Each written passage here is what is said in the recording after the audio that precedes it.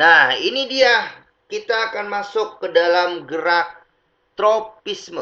Gerak tropisme adalah gerak tumbuhan menjauhi atau mendekati rangsangan. Misalnya fototropisme, geotropisme, hidrotropisme, dan kemotropisme. Nah, gerak tropisme ini adalah gerak tumbuhan menjauhi atau mendekati rangsangan. Jadi ini tumbuhan bisa mendapatkan rangsangan ketika dia menjauhi atau didekati oleh rangsangan itu sendiri. Contohnya apa? Contohnya yang pertama, namanya gerak geotropisme. Atau kita kenal namanya gravitropisme.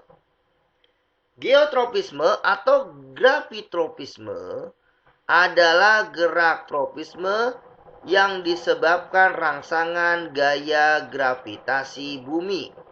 Ya, dipengaruhi oleh gaya gravitasi bumi. Nah, geotropisme ada dua. Ada yang positif dan ada yang negatif. Geotropisme yang positif ya, akarnya menuju ke dasar tanah. Perhatikan gambarnya nih. Kalau geotropisme positif, dia akarnya menuju ke dasar tanah. Sedangkan geotropisme negatif, akarnya atau batangnya menuju ke luar tanah nih, keluar tanah. Dia akan ke atas, geotropisme negatif. Ini adalah ketika kamu punya pot tanaman di rumah, kemudian jatuh miring, berbulan-bulan tidak diluruskan lagi potnya, maka dia akan turun ke bawah akarnya. Dan batangnya akan naik ke atas. Nah, inilah yang namanya geotropisme. Gerak tropisme yang disebabkan oleh rangsangan gaya gravitasi bumi. Paham sampai sini jelas? Jelas ya? Halo, perhatikan, dengar gak suara saya? Oke, dijawab ya kalau dijawab. Yang kedua adalah hidrotropisme. Hidrotropisme adalah gerak tumbuhan yang disebabkan karena rangsangan air. Contohnya gerakan pertumbuhan akar menuju ke air. Gerak tumbuhan yang disebabkan karena rangsangan air. Ya. Contohnya pertumbuhan akar menuju air. Ketika seseorang memiliki tanaman kemudian disiramlah menggunakan air, maka akar tersebut akan menuju air yang telah disiram oleh orang tersebut. Namanya hidrotropisme. Jadi pertumbuhan akar menuju ke air. Yang ketiga adalah fototropisme. Fototropisme adalah gerak yang disebabkan oleh pengaruh rangsangan cahaya. Contohnya apa? Contohnya adalah gerak bunga matahari yang mekar dan batangnya mengikuti cahaya matahari, ya. Jadi ini faktor rangsangan cahaya, namanya fototropisme. Pengaruh rangsangan cahaya. Contohnya gerak bunga matahari yang sedang mekar. Jadi ketika matahari terbit, maka bunga matahari bermekaran. Atau bunga-bunga yang lain juga sama bermekaran. Atau contoh lain ketika ada bunga anggrek nih. Tumbuhan anggrek diletakkan di depan jendela rumah. Dia terkena sinar matahari dari kaca, maka bunga anggrek ini batangnya akan miring. Ya, berada miring mencari atau mendapatkan rangsangan cahaya matahari sehingga bentuknya agak miring ya, batangnya tidak tegak. Karena ini disebut juga fototropisme. Pengaruh rangsangan cahaya. Cahaya matahari ya, cahaya lampu, apapun yang berbentuk cahaya. Yang keempat adalah kemotropisme. Kemotropisme adalah gerak tropisme yang disebabkan karena rangsangan zat kimia. Contohnya, gerak akar menuju pupuk. Nah, jadi ada akar tumbuhan yang menuju pupuk, dan di dalam kandungan pupuk itu ada unsur haranya, ada zat kimianya, maka akar itu menuju pupuk ya untuk membantu menyuburkan tanaman. Namanya apa? Kemotropisme. Kemotropisme, ketika ada air dan diberi air sabun, maka akarnya akan mengkerut. Perhatikan. Tapi ketika air diberikan pupuk, maka akarnya akan menyerap dan melebar. Melebar, menjalar ke arah manapun. Ini beda gambarnya yang A dan B ya. Nah, jadi yang A ini termasuk kemotropisme negatif karena akarnya mengerut, diberi air dan air sabun. Sedangkan yang kemotropisme positif, akarnya menyerap pupuk dan melebar sehingga merayap akarnya, disebut kemotropisme positif. Itulah penjelasan yang dapat saya jelaskan mengenai gerak tropisme. Adalah gerak tumbuh menjauhi atau mendekati rangsangan. Ada 4 tadi, ada geotropisme, yang kedua hidrotropisme, yang ketiga fototropisme, dan yang keempat adalah kemotropisme. Ya, bisa dimengerti semuanya? Nanti kalau tidak ada yang bertanya, saya tanya balik. Saya tanya ke kalian ya. Oke. Yang kedua kita bahas adalah tentang gerak taksis. Jadi gerak tropisme, sekarang gerak taksis. Apa itu gerak taksis? Gerak taksis adalah gerak berpindah tempat untuk menuju atau menjauhi arah datangnya rangsangan. Ya. Gerak berpindah tempat untuk menuju atau menjauhi arah datangnya rangsangan. Jadi dia berpindah tempat nih. Kalau tadi dia berada di tempat, tapi kalau ini berada di tempat. Kalau yang taksis berpindah tempat ya. Apa saja kemotaksis? Apa saja ada taksis? Gerak taksis diantaranya ada kemotaksis, kemudian fototaksis, kemudian, ini hanya ada 2 ya. Yang digerak taksis itu adalah kemotaksis yang pertama. Kemotaksis merupakan gerak taksis yang disebabkan rangsangan zat kimia. Wah, maksudnya apa? Kok hampir mirip sih Pak Fajar dengan kemotropisme? Beda. Kalau kemotaksis rangsangan zat kimia karena gerakannya berpindah tempat. Nah, contohnya apa? Gerak sel spermatozoid menuju sel telur pada tumbuhan bunga. Pada tumbuhan bunga. Tumbuhan paku dan tumbuhan lumut. Jadi kalau dilihat di gambar bahwa ini ada bunga ya. Ini ada bunga, atau misalkan ini tumbuhan lumut, punya alat kelamin laki-laki dan alat kelamin jantan dan alat kelamin betina. Alat kelamin jantannya lumut adalah antheridium. Sedangkan alat kelamin betinanya tumbuhan lumut namanya archegonium. Jadi tumbuhan paku bentuknya bukan kayak paku ya, bukan ya, tapi dia tuh di bawah daunnya ada spora-sporanya. Nah, di tumbuhan archegonium ini adalah alat kelamin betina mengeluarkan sel telur. Sedangkan antheridium melepaskan sel sperma. Jadi tumbuhan juga memiliki sel sperma ya, tidak hanya manusia dan hewan. Nah, antheridium ini akan memecahkan, mengeluarkan sperma terbawa oleh angin. Maka dia akan masuk ke dalam ke dalam alat kelamin betina, bertemu dengan sel telur. Jadi dia berpindah tempat sel sperma dan sel telur. Jadi rangsangan zat kimia. Atau misalkan bunga melakukan penyerbukan. Ada penyerbukan angin, penyerbukan serangga, ya. Penyerbukan secara manusia disentuh, ada penyerbukan dengan cara air ya. Nah, ini kalau misal terbawa oleh angin, misalkan alat kelamin jantannya itu namanya benang sari, sedangkan alat kelamin betinanya namanya putik. Nah, benang sari mengeluarkan sel sperma masuk ke dalam benang sari, alat kelamin ke dalam putik gitu ya. Jadi benang sari mengeluarkan sel sperma masuk ke dalam putik, bertemu dengan sel telur menjadi zigot. Zigot menjadi bakal buah, di dalam bakal buah ada bakal biji. Nah, biji itu bisa ditanam kembali. Nah, inilah contoh dari kemotaksis. Gerak taksis yang disebabkan rangsangan zat kimia karena berpindah tempat ini ya. Yang kedua adalah fototaksis.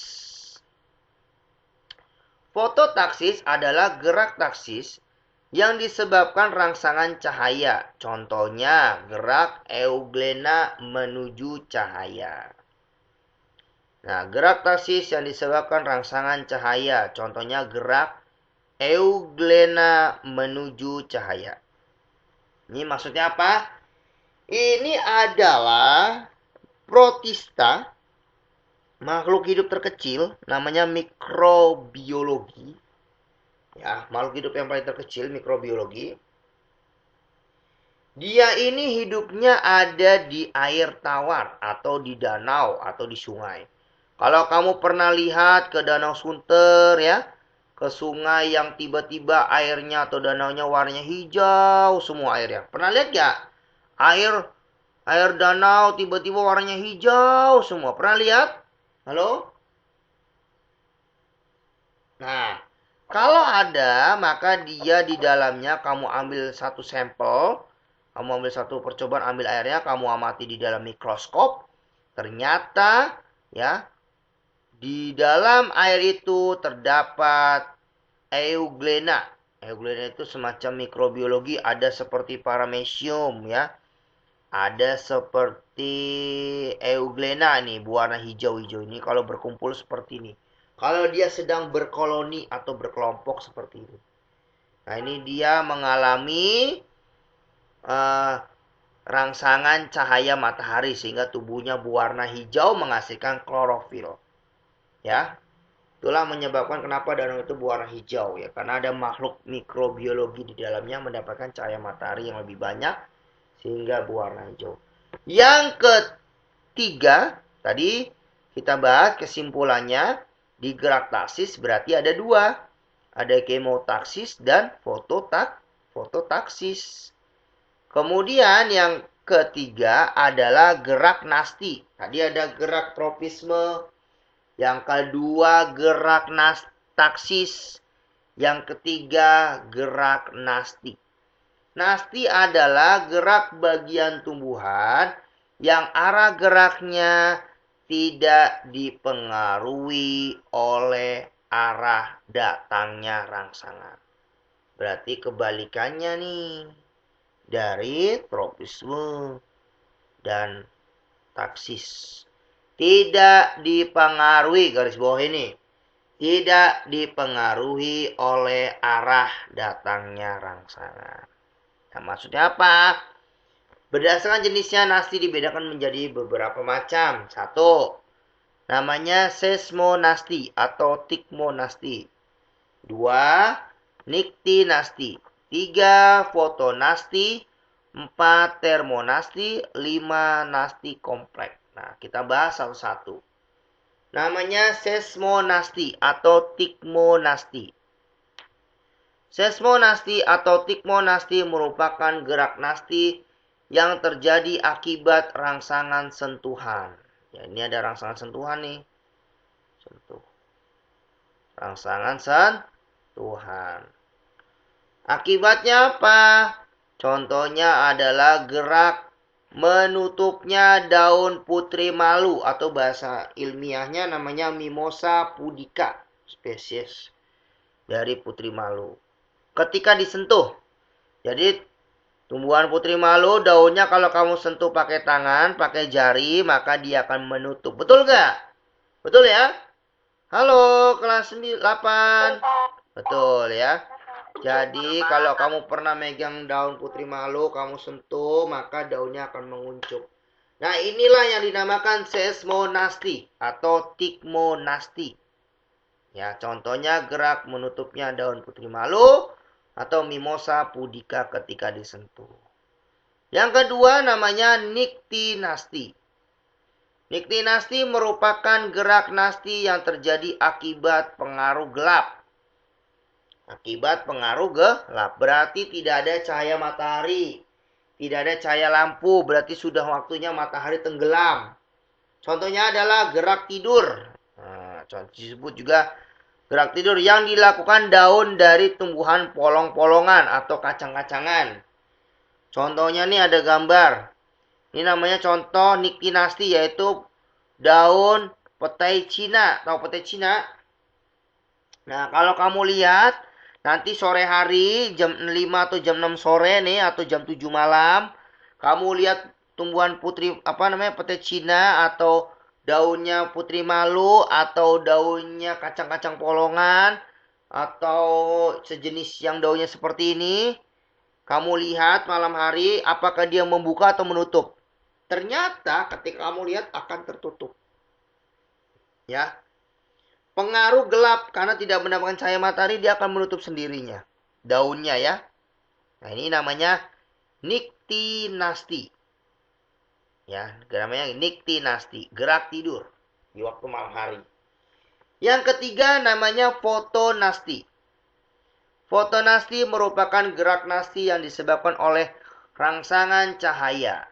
Cahaya matahari, contohnya adalah mekarnya bunga pukul 4 atau Mirabilis jalapa pada saat sore hari di saat terkena sinar matahari. Jadi bunga pukul 4 ini atau Mirabilis jalapa ini biasanya dia hanya mekar di saat sore hari jam 4. Jam 4 sore dia akan mekar. Ini hebatnya bunga Mirabilis jalapa, bunga pukul 4.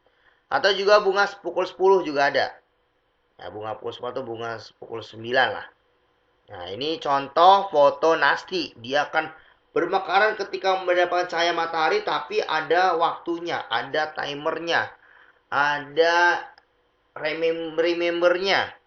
Bahwa oh waktu di jam 4 sore dia akan bermekaran bunga itu. Namanya bunga pukul 4. Kita kenal dari gerak foto nasti. Disebabkan oleh rangsangan cahaya. Yang keempat namanya termonasti. Termonasti merupakan gerak nasti yang terjadi akibat suhu atau cuaca. Contohnya adalah bunga tulip di musim dingin. Ya. Jadi ketika di musim dingin ya, bunga tulip itu akan bermekaran. Ketika di musim panas bunga tulip itu akan menguncup. Jadi dia akan bermekaran nih ketika di kebalikannya kalau biasanya musim panas dia bunga itu umumnya bermekaran, tapi ketika di musim dingin bunga tulip ini ya dia akan bermekaran di musim dingin. Ketika musim panas dia akan menguncup. Tapi tidak terlalu lebar ya. Kalau di musim dingin dia akan lebih lebar bunga tulip. Ini kalau di toko bunga ada banyak ya. Namanya kita kenal namanya termonasti atau misalkan bunga sakura yang ada di Jepang juga termasuk termonasti ya. Bunga sakura di musim dingin akan semakin banyak. Yang kelima adalah nasti kompleks. Nasti kompleks merupakan gerak nasti yang disebabkan oleh lebih dari satu rangsangan. Contohnya gerak membuka dan menutupnya stomata. Ya. Gerak nasti yang disebabkan lebih dari satu rangsangan. Contohnya gerak membuka, ya membukanya stomata, maka oksigen masuk ini. Stomata ini letaknya ada di dalam jaringan epidermis bagian bawah, hanya dapat diamati menggunakan mikroskop ya. Kalau kamu potong daunnya kecil saja diamati di mikroskop maka terdapat stomata ya. Stomata yang terbuka maka oksigen akan masuk, stomata tertutup maka karbon dioksida. Dia bisa masuk oksigen dan mengeluarkan karbon dioksida. Inilah proses stomata untuk melakukan pernapasan pada tumbuhan, pada daun ya, pada daun. Nah, ini nasti kompleks adalah gerak nasti yang disebabkan lebih dari satu rangsangan. Contohnya gerak membuka dan menutupnya stomata pada mulut daun. Itulah penjelasan dari kesimpulan tentang nasti. Jadi gerak nasti ada seismonasti atau tekmonasti, contohnya putri malu. Niktinasti ada contohnya kacang polong-polongan, daunnya akan tidur ketika malam hari atau menutup.